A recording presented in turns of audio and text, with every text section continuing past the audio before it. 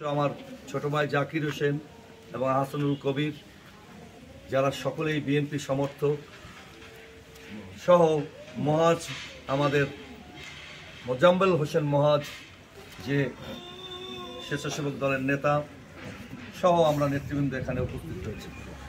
এই মহল্লার মানুষজন উপস্থিত হয়েছে। আমাদের রিয়াজ সাহেব জাসাসের অথবা ছাত্র দলের আলামিন সহ অনেক নেতৃবৃন্দ এই মহল্লা হয়েছে।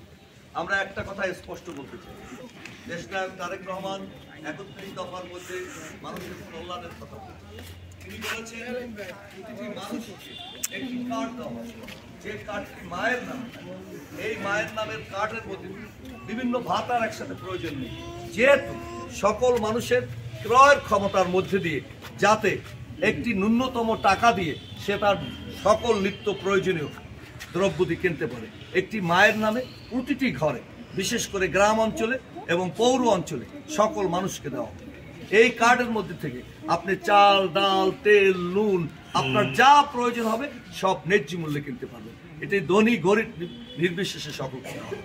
তারেক রহমান বলেছেন এ সমস্ত ভাতাগুলো বৃদ্ধি করা হবে, যেমন মায়ের ভাতা, বিশেষ করে মা যারা তাদের জন্য আরও ভাতা কয়েক গুণ বৃদ্ধি করা হবে এবং সক্ষম পুরুষের যারা কাজ করতে পারে কাজের ক্ষেত্র তৈরি করা হবে।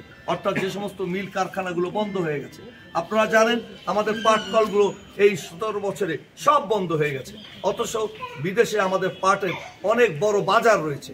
সেই বাজারে আমরা না গিয়ে সেই মিলগুলো বন্ধ করে দিয়ে ভারতকে বাজার তৈরি করার কায়দা করে দিয়েছে। আপনারা জানেন যে এই ১৭ বছরে যে গার্মেন্টসে ৩৩ লক্ষ মানুষ চাকরি করে, সেই গার্মেন্টসের অর্ধেক বন্ধ হয়ে গেছে।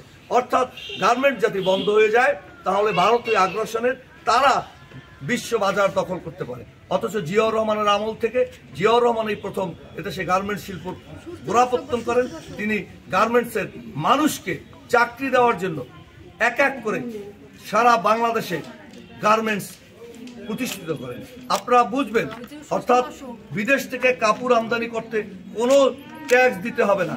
সেই ট্যাক্স না দিয়ে এদেশে কাপড় আমদানি করেছেন এবং কাপড় উৎপাদন করেছেন এবং সুতা উৎপাদন করেছে। তারপর সেলাইয়ের ব্যবস্থা করে আপনাদেরকে সেই চাকরির ব্যবস্থা করা হয়েছে।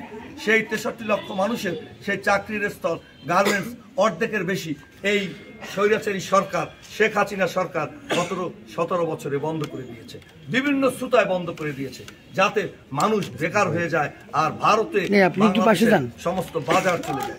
এই অবস্থায় যেমন গার্মেন্টস রয়েছে, আমাদের ৩১ দফায় বলা হয়েছে যে বিদেশে মানুষ রপ্তানি আরো বৃদ্ধি করা হবে। এই ১৭ বছরে সকল রপ্তানি বন্ধ হয়ে গেছে।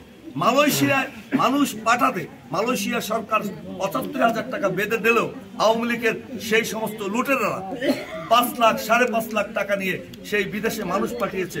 অথচ সেই টাকা তোলার মতো যে কাজ, সেই কাজ, সেই পাম বাগানের দুঃসহ কাজগুলো মানুষ করতে পারে না।